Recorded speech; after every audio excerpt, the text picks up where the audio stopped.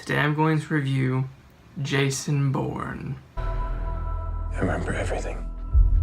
Remembering everything doesn't mean you know everything.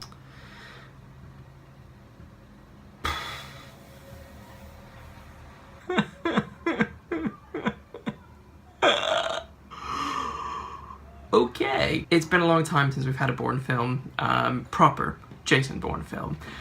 It's 2007 when the Bourne Ultimatum came out, kind of concluding Jason Bourne's journey into finding himself and exposing the government for the cruel things they did to him. Followed from that, you have the bizarre film with Hawkeye and Edward Norton, where they pretend to tell a Jason Bourne story without Jason Bourne.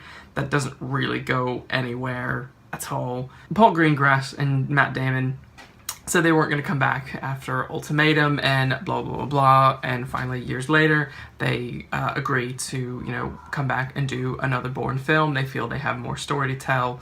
And here we are. Jason Bourne is in cinemas now. And it is abysmal. And I never thought I would say that about a Bourne film that had Matt Damon and Paul Greengrass. Really, truly didn't. The plot of Jason Bourne. Jason is off in European countries, basically cage fighting, because fighting is all he knows. Meanwhile, Nikki Parsons is out and about being a cyber terrorist now. She hacks the CIA and uncovers this long trail of programs that have basically been birthed out of Treadstone, which was the initial program featured in the first film, The Bourne Identity. And she sees they have a new one called Iron Hand. She goes on a hunt to find Bourne and relays this information to him so that they can basically expose the CIA, again similar to what happened in the Bourne Ultimatum. The CIA track Nikki Parsons and are on to the fact that she has downloaded this information. This takes Jason to Athens, where he and Nikki are trying to kind of team up and discuss what can happen. The asset is trying to track Jason Bourne while other people are trying to track Nikki Parsons. Through all the scuffle of everything, Nikki dies, and in the process is able to give Jason Bourne a key that he is able to go and retrieve some information of hers from a locker. From there, it's all about Jason trying to work out at what level his father was involved with Treadstone and why the CIA were looking into him prior to his recruitment. Obviously, the CIA are tracking Bourne the entire time, led by Tommy Lee Jones' character. He's the new CIA director, Robert Dewey, with a new partner, and her name is Heather Lee. Of Jason's motivation, he knows that there's some sort of conspiracy involving his father, the CIA, and Treadstone, and he wants to uncover what that is. The subplot of the film is all about Iron Hand, which is this new program, and effectively the CIA are working with a new social media platform that want to piggyback onto it and take everyone's information. So there's a huge thing about kind of data protection, cybersecurity, and things like that, and everything just comes to a head in Las Vegas, where there was a big kind of press meeting with the social media company, stroke with the director of the CIA, Tommy Lee's character, and that's where the big finale happens. And yeah, that's basically the plot of the film. Jason Bourne trying to uncover this mystery about his father's death and the understanding of what Iron Hand is and what it means to the public. On paper, it sounds like it could be interesting. It sounds like it could be fun. The problem, and there are a lot of problems with this film, one of the main problems is it just rehashes everything from the first three films. I didn't really want to see a film about Jason having to have flashbacks and work out something from the past that's affecting his present. So let's talk about the characters. You have Matt Damon, who plays an aged Jason Bourne, and he does that remarkably well. You really feel like he is not seasoned, but you feel like he's worn out, like he's tired, like he's, just heading in a destructive path because all he knows how to do is fight. I kind of understood why they went with that angle for the beginning of the film. However, I didn't really feel that it kind of matched with the ending of Ultimatum. I kind of felt like Jason was turning a new leaf and just kind of done with everything. Tommy Lee Jones' character, Robert Dewey. Could have done without him. I like Tommy Lee, but he's just the grumpy old man too much. And being the grumpy old man in a Jason Bourne film just doesn't work, even if he is a CIA director. One of the main things that I love about the original trilogy is that the people they have in those kind of governmental roles fit that perfectly. They look the part, they act the part. I've never watched a Bourne film and felt like I'm looking at an actor. I felt like I'm looking, at real individuals. With this, I just didn't feel like that. Not with Tommy Lee. It just didn't work. And then at the end of the film, when when Tommy Lee's character and Jason have a moment, Tommy Lee says, you've always been, I knew this day was coming. You were always coming for me.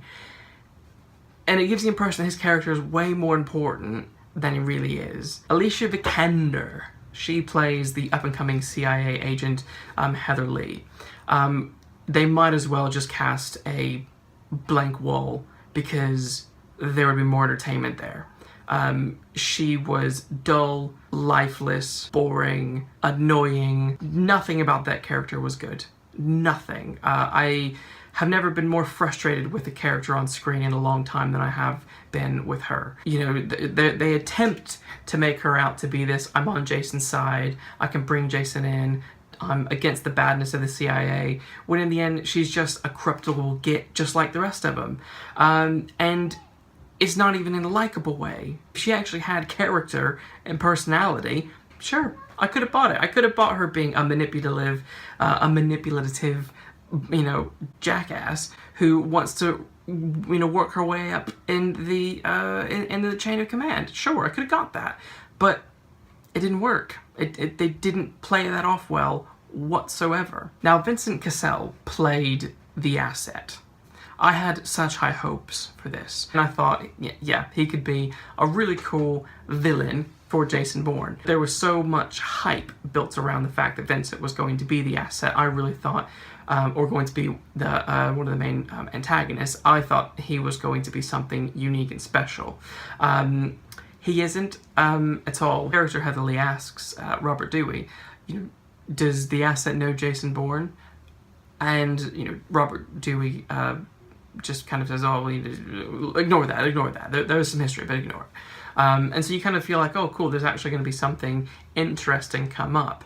Maybe this asset is going to go rogue, and the CIA then really will need to bring Jason Bourne in and fix an issue. But sadly, that just doesn't happen. Julia Stiles comes back as Nikki Parsons, and we know that she is this cyber terrorist now, which I thought was brilliant. Unfortunately, her character dies within the first kind of 20 minutes of the film or less. Is that the best she can come up with? She does some hacking and then she gets shot in the back. I feel like I was shot in the back. That's about it for the characters. Nothing else everyone else is just kind of white noise there. Overall, what can I say? Jason Bourne is a confused film. It wants to be the entire trilogy in one go.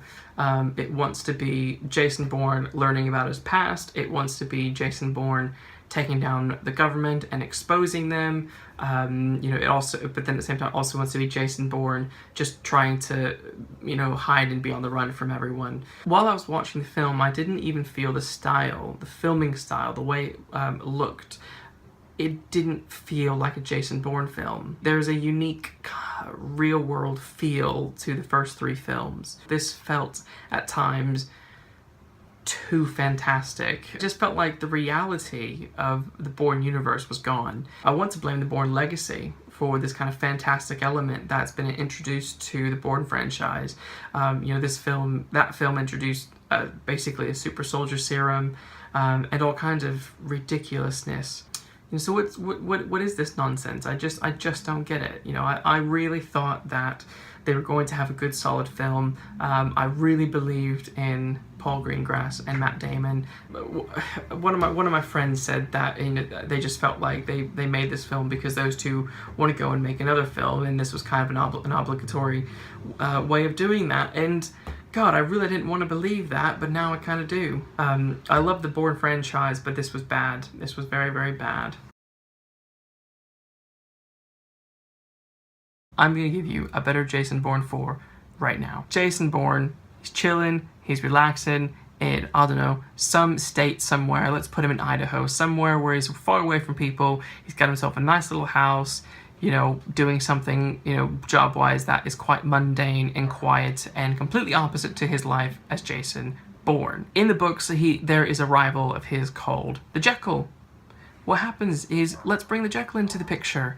So something terrible happens, and there is this assassin who is out there known as the Jekyll, who is doing all sorts of stuff, killing lots of important people that don't need to be killed.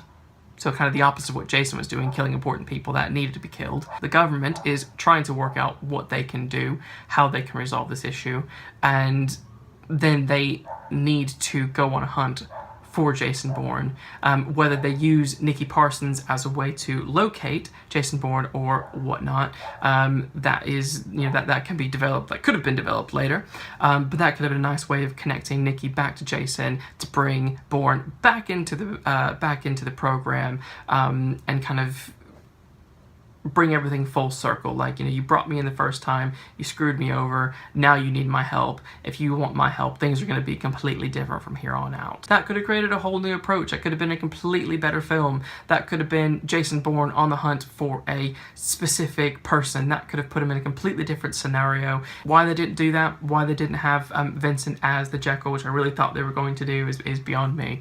But there you go. There's a better Bourne 4. What did you think of Jason Bourne, aka the Bourne Identity? Comment, let me know. There we go. All right, talk to you guys in a bit. Bye. You're never gonna find any peace. Not till you admit to yourself who you really are.